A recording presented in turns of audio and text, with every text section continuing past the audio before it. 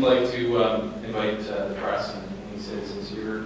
We'd like to ask a question of anybody at the panel here. 5 minutes, followed by Strum. Anybody have any questions? I guess we can get Jim back in the night. Okay, got a question for Jim? Please. Okay, sure. Yeah, Jim. What I would like to do as well, if you've got a question for somebody in particular, that'd be great. Feel free to ask the question as well, and we can direct. I think it would be good to answer next. Yes. What do you expect to hear on the tour that you haven't already heard? Well, I think that there'll probably be things that I've heard before that haven't made it to the public at large and to the government. I mean, sort of this is the, if you want to characterize it as such, maybe the anti-LaPierre tour. Citizens at first thought that they had a chance to bring their concerns to the public during that tour, and as we know now, at the end of the tour, their comments were not made public. Instead, Mr. LaPierre wrote his own reports. So we know that people out there are concerned, and they feel at this point that they've been denied a voice at all. So I expect that we'll hear a lot of things that we've heard before that you may not, or the government may not. And then in the intervening years, the last 4 years, I mean, people in the province have been doing their own research, on these problems, and have come up with questions that they didn't have before. And I think that's what we expect to get into on this tour. As we feed them information, we expect them to respond with what they've learned in the interim and ask us questions further. I mean, is there something you'll use to measure success, failure? Well, I think probably being an election year, that would be the ultimate test to see if we elect people who believe in, in instituting a moratorium or ban, on this industry. There's, aren't many other metrics that I can make at this point. We'll know a lot by attendance. We'll know by the questions that they ask. At some of the events there'll be tabulations. Obviously, we're keeping track of all the questions, and at the end of the tour, we'll know, what has been the concern of the citizen from every corner of the province. How does coming together as a group change things or help you guys? A lot of different people with different disparate motivations and reasons for being here. How does it help to come together? Sure. Thank you, Jim. Would anybody like to And address if you that? do, could you come to the mic? Jean, do you want to say something on that topic? Could you please repeat the question? Sure. Thank you. Many people here with different motivations and different reasons, but how does coming together, I guess, help? I know that you've held press conferences similar to this before, so how does coming together on a tour change anything? Well, thank you for the question. Good morning, ladies and gentlemen. My name is Jean-Louis Lebeau. To answer your question, we've never had an opportunity to actually go out and listen to the people. Way back when, I think it was in 2010, the Premier gave a presentation at the Chamber of Commerce in Moncton. And he mentioned at that time that he was inviting all of his MLAs to go out, reach out to his or her constituencies to talk about shale gas. The idea was to host town hall meetings in every riding across the province to hear what people really thought about developing shale gas in New Brunswick. And for some reason or other, that idea fizzled out, and we've never ever been able to engage the citizens of New Brunswick on this topic. We've tried on numerous occasions. Even here in Fredericton, we tried to get a town hall meeting organized with Craig Leonard, but he so far has refused to do so. So we've taken the initiative to do just that.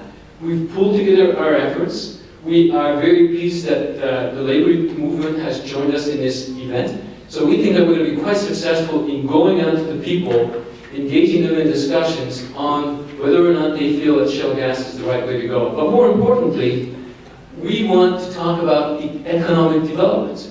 Our Premier is focused on the dig it up, cut it down, and ship it out economy. That, in a few words, summarizes what this province is all about economically. We think that there are all kinds of opportunities in clean energy that we haven't even started to talk about. And that's what we wanted to talk about with the citizens of this province. I also wanted to know, either from you or perhaps from Jim, you said that there's the widespread support, that your concerns are shared across the province. What evidence do you have to that? Somebody take that. Sure. Well, you can see this if you go to our website, noshalegasnv.ca. But essentially, we've been keeping track, and we've had roughly 80 municipalities pass moratoriums, pass resolutions asking for a moratorium ban. We've had basically a dozen or so of medical societies. We've had the National Farmers Union, a couple other agricultural societies. We've had the labor unions now. We've had religious organizations. And we tallied them up before the speech this morning. It was 130. And of course, our group in the New Brunswick County Shale Gas Alliance represents 22 active members and about another 10 who are associated with us but don't participate in our everyday meetings. So, quite widespread across the province, across concerns. I mean, these community groups are many different varieties. They're not like environmental organizations or just even their community groups. Or there are people who have an interest in health, or there are people who have an interest in economics. It's not monolithic in terms of what our concerns are. Very broad, and I say that's why we can say. And of course, polling pulled this up last fall. I remember saying that only 28% of the population was in favor of shale gas. It was still substantial. It was undecided. The majority, and the growing majority, clearly is in favor of what we're trying to put out there now. And our belief, of course, is that the more information that we get out there, and answer their questions about what's going on, is that will just continue to grow. There was some polling after, or I'm not sure. I think maybe Allward was putting some CRA polls after October and Rexton that showed support sort of leaning a little bit for your cause, and more people were then sort of going to pro shale gas. Are you saying it's the tides have turned again? I don't have a recent poll to quote. I mean, the thing about after Rexton was, if you look at the poll questions that were asked back then, I mean, they were so, in terms of doing polling science, I mean, they were so biased towards the events at Rexton, the violence and the protests and all like that. Very little had to do, with the merits of shale gas or not.